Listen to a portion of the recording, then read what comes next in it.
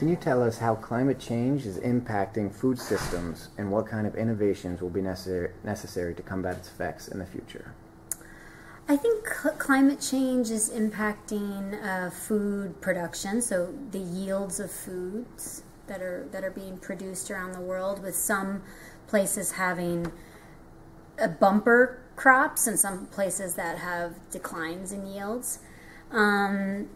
And I think that will change depending on where farmers are in the world.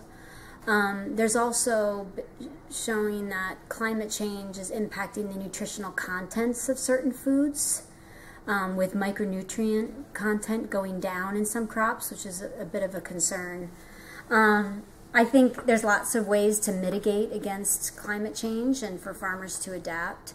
There's climate smart agriculture, which has a lot of effective ways of trying to give farmers the technology and resources that they need in these kind of stressful climate environments. There's also different kinds of crops to grow, diversity of crops. GM crops could be important in this case for drought tolerant and wind tolerant type situations. So I think there's a lot going on in research to try to improve the yield and the nutritional quality of crops. Will food sustainability issues be a top driver of global conflict in the future as populations grow and urbanize? Yes, absolutely, and will become more contentious. It'll be a big issue politically. And if governments don't act and embrace the right to food of their citizens, it'll become a bigger issue, particularly with migration and things like that, and feeding a shifting population. Absolutely. You posed the question tonight, do we have the right to eat wrongly? From a nutrition and food sustainability perspective, how would you answer the question?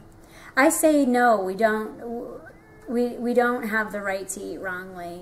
What we eat will have big environmental impacts, and people in other areas of the world be significantly affected by those climate impacts.